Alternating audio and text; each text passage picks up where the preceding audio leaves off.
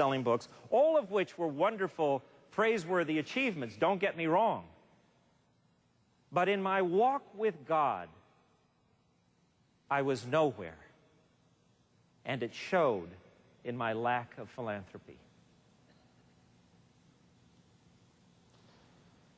In Matthew, we're told, do not store up treasures for yourselves on earth, but store up for yourselves treasures in heaven,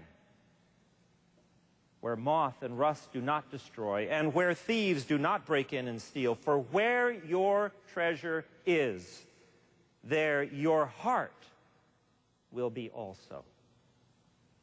Just look at Jesus.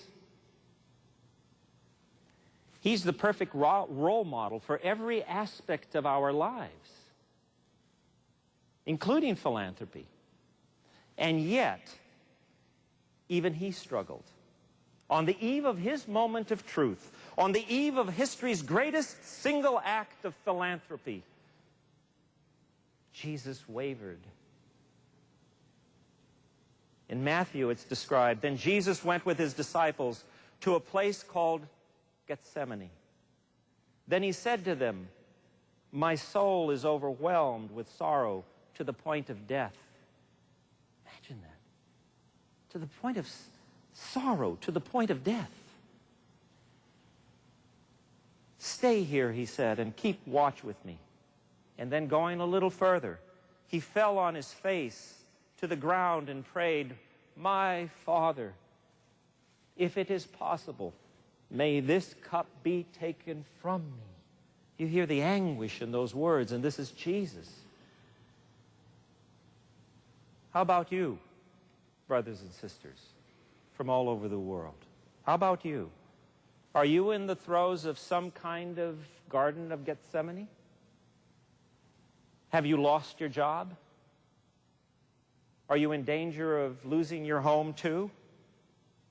Are you facing a devastating medical crisis or a failing relationship? Like Jesus, do you find yourself pleading with God for mercy, for relief from your frightful burden? Are you even at the point of thinking that the only way out is to take your life? If so, just take a moment and see how Jesus reacted to his moment of truth, to his tough times. After pleading with God and sweating blood, literally sweating blood, the Bible tells us, after his anguished supplication, Jesus surrendered. After pleading, my Father, if it is possible, may this cup be taken from me, he said this, yet not as I will, but as you will, Lord.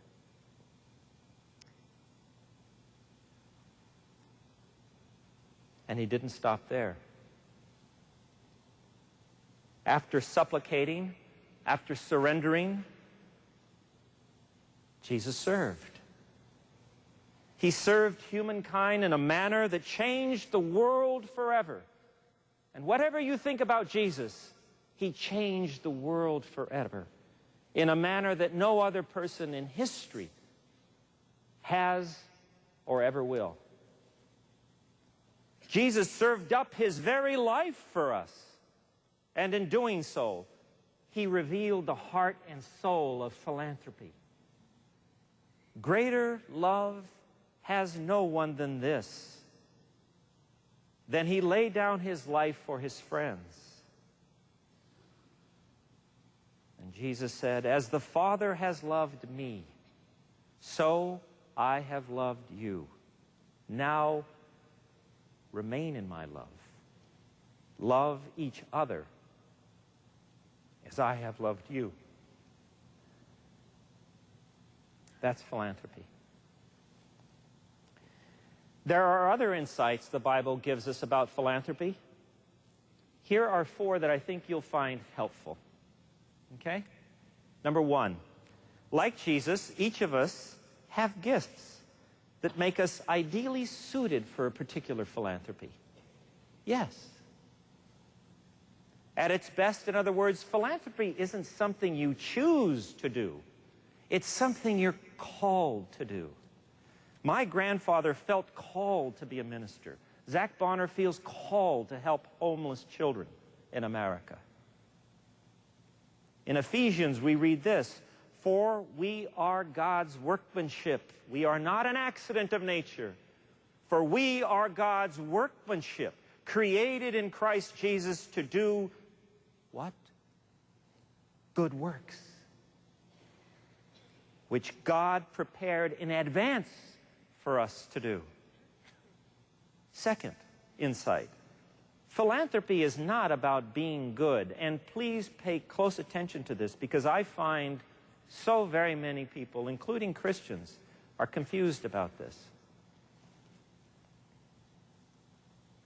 Faith without works is dead, but so are works without faith. Practicing philanthropy because you worship good is laudable, and it will surely earn you the trophies and brass plaques and award dinners and all the other accolades that this world has to offer you. By contrast, however, practicing philanthropy because you worship not good, but worship God, will result in good works that honor Him, not you, and result in an afterlife spent in His presence, your Maker. The third insight the Bible gives us about philanthropy is this: be careful. Don't think of philanthropy as your ticket to heaven, because that's